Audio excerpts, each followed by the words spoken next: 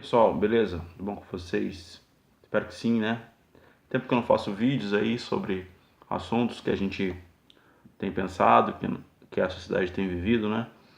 Gostaria de falar hoje, rapidamente, né, de uma forma sucinta, sobre o caráter profético da teologia, né? Então, a teologia ela é uma ciência humana, na verdade, né? Então, ela possui algumas autonomias, né? Autonomia de pensamento, autonomia em relação ao seu método, autonomia em relação à sua forma de se fazer teologia. Há várias maneiras de se fazer teologia, né? Você faz teologia de vários jeitos.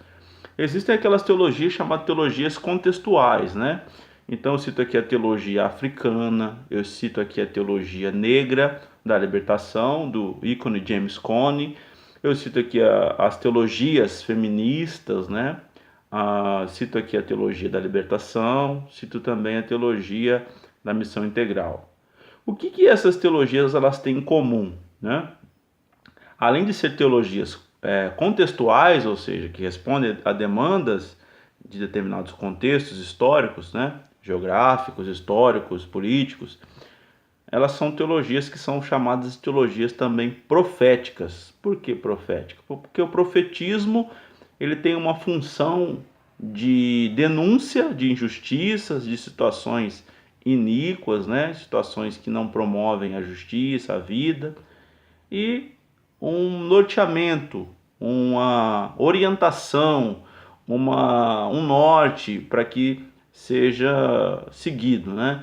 Então, qual o caráter profético da teologia? Então, em primeiro lugar, ela denuncia injustiças, ela denuncia o descompasso entre a realidade e a vontade divina, ou o reino de Deus, que é o seu horizonte utópico. Segundo, ela aponta, então, caminhos alternativos. Por que eu chamo, então, essa atenção para falar sobre a teologia profética, né, a vocação profética da teologia?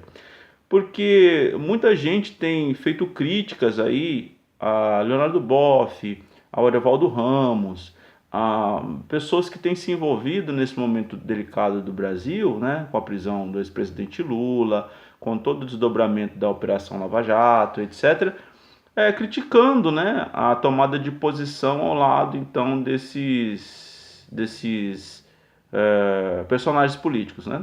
Então, o que se justifica isso? Através do quê? Através de uma leitura da sociedade, uma leitura política, uma leitura teológica da sociedade, de que a maioria desses envolvidos, de uma certa forma, optaram por estar do lado dos mais fracos, do pobre, do oprimido, né, das mulheres, dos negros, etc.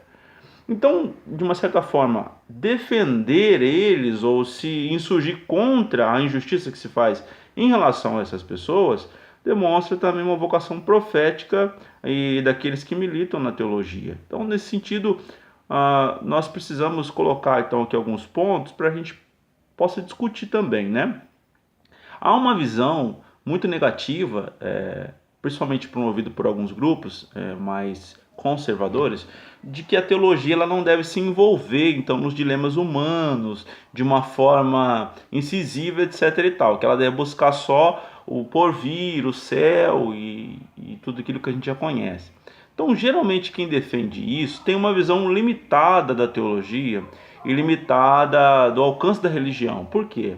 Porque a religião ela não pensa só no porvir, ela também está ligada com os acontecimentos desse mundo presente. Então, nesse sentido, essa é uma visão compartimentada da teologia, uma visão até mesmo distorcida, porque a teologia ela precisa de um chão a partir de onde ela pensa, de um lugar, de um locus, onde ela problematiza e onde ela pensa. Então, nesse sentido, o que a teologia ela precisa oferecer na sua reflexão?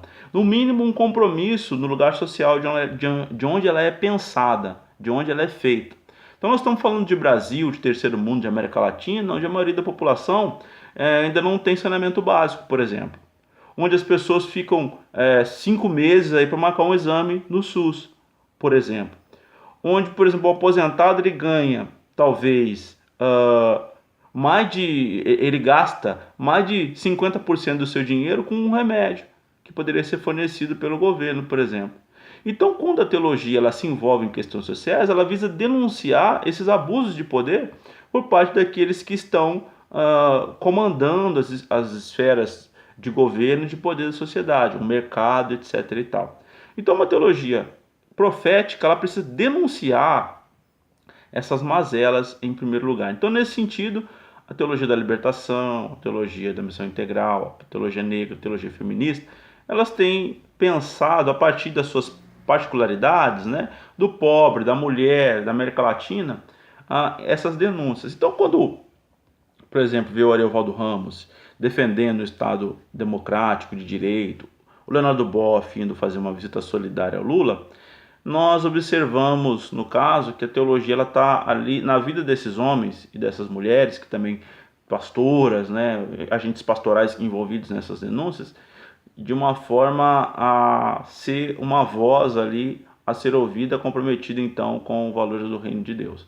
E aí vou, nesse 1 minuto que me resta aqui, vou dizer, né, que no Brasil nós temos vivido uma situação de uma operação, né, que visa punir apenas, até agora, a gente viu, pessoas ligadas ao PT, pegou o Eduardo Cunha ali, mas não tem uma atuação mais eficaz sobre o PSDB, o PMDB, o PP, que são partidos também que estão envolvidos com corrupção. Então temos uma justiça que faz uma justiça seletiva. Se for verdade que aquelas imagens do triplex do Lula veiculadas pelo o MTST são verossímeis, agrava mais, né? Porque foi falado de uma reforma, de um elevador que não existe, né? Nós sabemos que o Lula está num RDD, regime de diferenciado, né?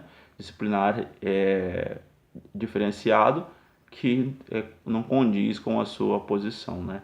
Então deixei para a gente pensar.